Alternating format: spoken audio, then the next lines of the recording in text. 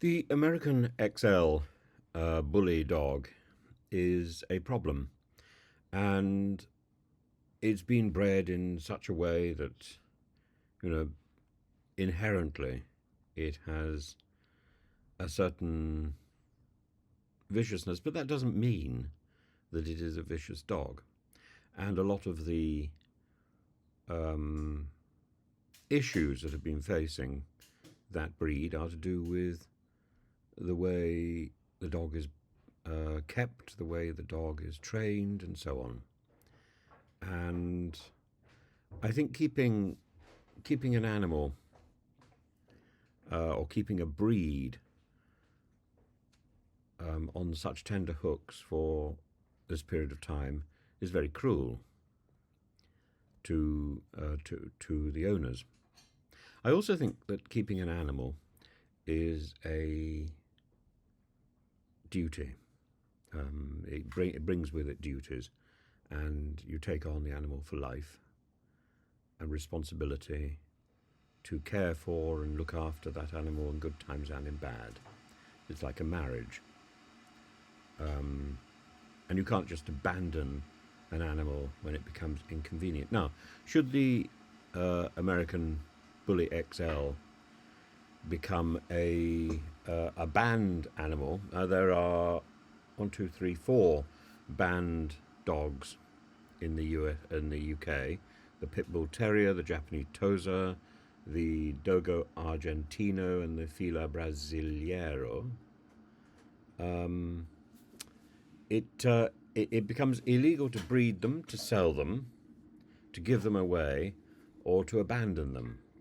That means you must care for them, and the alternative to that is to put them to sleep. I think that's a very sad position. You've taken on the animal. I'm afraid you have that responsibility.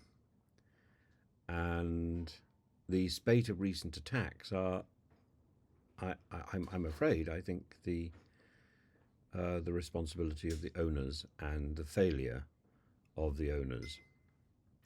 Now there's a report today about a dog shelter in Wales that is worried that it will be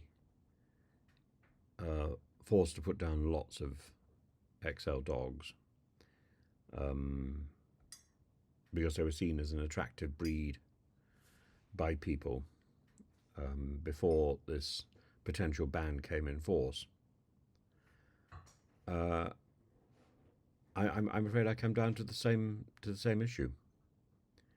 Whatever fear and confusion there may be now, there is still the overriding and underlying principle that you took on an animal for life. And we're coming to the feast of St. Francis of Assisi, and there's wonderful stories in the hagiography, in the storybook of Francis. One of these stories is about the Wolf of Gubbio, and it's one of the great legends of the saint. During a visit to Gubbio, Francis meets this wolf, and you find the story in a book called The Little Flowers of St. Francis, which is a collection of stories about him and his companions. I remember having a copy of this when I was at school. I was about 9, and my name when I was a baby was Francis, and I was then adopted, and I believe I was adopted when I was about 3 years old, and I was given my current name. But I came with a little statue of Francis, which I kept until I was in Greece. I lost it about 20 years ago in the move from Greece in the middle of the night, because we were threatened by people with guns. And it was all very dramatic, and I'll write about it at some point and explain it all fully. But according to the story, when the wolf sees Francis, he comes charging towards the saint with his mouth wide open, ready to attack and devour him. And Francis makes the sign of the cross and says, "Come here, brother wolf. I command you on behalf of Christ that you do no harm to me or to anyone." And the fearsome wolf closed his mouth and stopped running. And once the command was given, it came meekly as a lamb, threw itself at the feet of St. Francis. I've never met a wolf. I've met a bear. I've met 2 baby bears, which was terrifying. And I presume a wolf is as terrifying as a bear. But I've never met a wolf. And I was always told when I was a goat herder that I had to beware of wolves.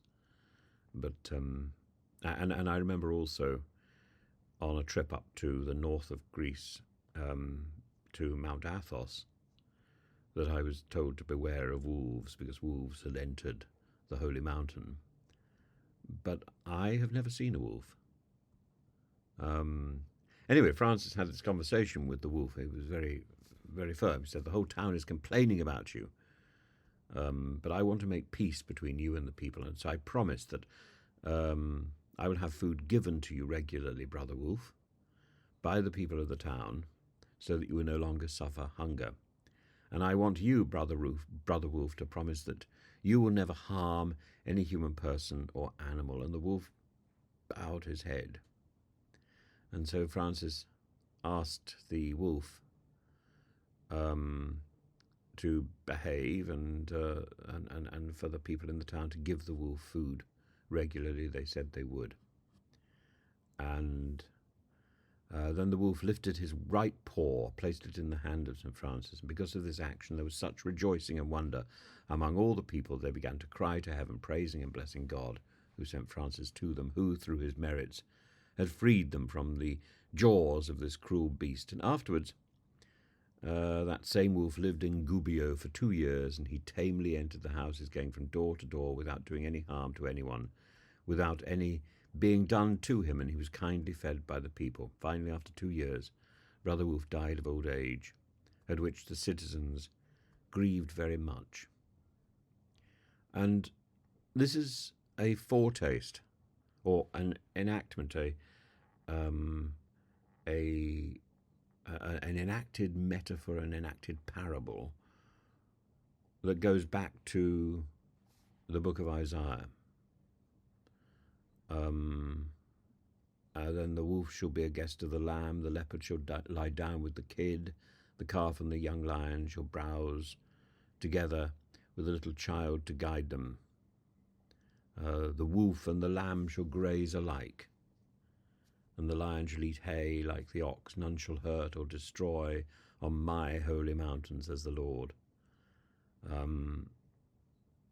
It's then also in the book of Revelation, right at the end of the New Testament. Then I saw a new heaven and a new earth.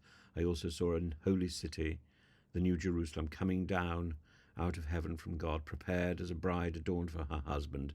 I heard a loud voice from the throne saying, "Behold, God's dwelling is with the human race. He will wipe away every tear from their eye. There shall be no more death and mourning, wailing or pain, for the old order has passed away." And I think the wolf should be the guest of the lamb, the leopard should lie down with the kid. That is part of the new order. So among other things, of course, I answer the question which I asked a few days ago, is, do animals have souls? Absolutely. There are animals in paradise. One of the descriptions of paradise is Gan Eden, the Garden of Eden. It's there in Jewish thought and in Islamic thought. And the Garden of Eden is peopled with animals. Animals shall return to a state of innocence and bliss. And the story of St. Francis is a story about an anticipation of innocence and bliss. But it's also a story about about caring for animals, caring for nature. and about the fact that God will feed us. Nature will feed us if we are kind to it. Faith is a choice, not a feeling, not an emotion. Faith is a choice. And getting an animal is a choice. And sometimes it can get rough. But we have to remember that God created the universe out of chaos. We can do no less. We are creators ourselves. Our little bodies are prototypes, are copies of the universe. And we are the commander of this little ship. We have a duty, and we have a duty to care for those animals in our care, and those animals we took on.